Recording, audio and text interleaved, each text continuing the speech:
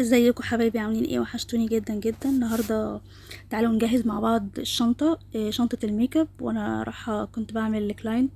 النهارده عندنا ست هاي سواريه.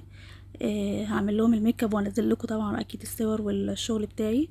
كنت بحط الفرش الاول في الشنطه، بحط في جنب عشان ابقى محدده واطلع على طول وانا بشتغل. هناك جنبي بحط فيه حاجات البودر، وبعد كده جنب تاني الكونسيلر، واحده الفرش الرفيعه اللي بحتاجها، والدمج بتاعت الاي شادو، وبرتبهم على حسب الاحتياج بتاعي. هنا بحط الفاونديشن، اكيد باخد حاجه فول كفر، وبعدين باخد حاجات تانية. طبعا الكفر بتاعها عالي، وخدت معايا الميكسر الاصفر عشان لو عايزه ادي درجه صفار للون الفاونديشن. باخد طبعا البشره الجافه والبشره الدهنيه علشان ابقى عامله حسابي اللي موجودين. وبحط الباودر. هنا حطيت شيجلام، لا بحبها جدا لانها بتثبت الميك اب جدا، صدقوني حلوه جدا. وبحط ماك، وبحط فلومار.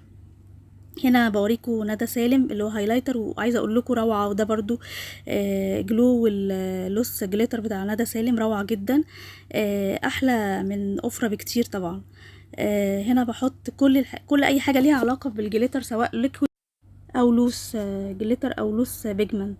بحط طبعا كل الجيل لاينر اللي انا عايزاه. هنا بحط لاجيرل، وخدت هنا الكونسيلر لوريال كذا لون، وحطيت حاجات اللي هي بتاعت الحبوب يعني والهالات. حطيت مثبت محمود سعيد واللي بمسح فيها الفرش، والجليتر ده برشه على البشره، بيدي لون حلو قوي فيها. وهنا حطيت المرطب، وبحط خدت مجموعه ارواج كيكو، وعملت شنطه تانية عشان ما اقدرش صغننه، حطيت بقيت فيها الارواج. وطبعا لزق لانيل غنى عنه بس الاوريجينال مش الكوبي. هنا الباليت اللي بندمج عليها الفاونديشن، وخدت باليتات اللي انا بحتاجها اللي فيها معظم الالوان بتاعتي، اللي اغلب البنات بتحبها وتطلبها. يعني هنا الباليت كمان بتاعت جوسي بيوتي بتاعت الحواجب، وخدت باليت جليتر والمثبت او فيكس ماك اللي بوريكم شكلها في الاخر بعد ما رتبتها. طبعا حطيت حاجات زياده تاني كنت نسيتها، وبالت روج والمروحه حطيتها في شنطه صغيره. وطبعا ما نسيتش نفسي بالقهوه قبل ما انزل عشان اعرف اروح فايقه، وهنزلكم ان شاء الله اللوك.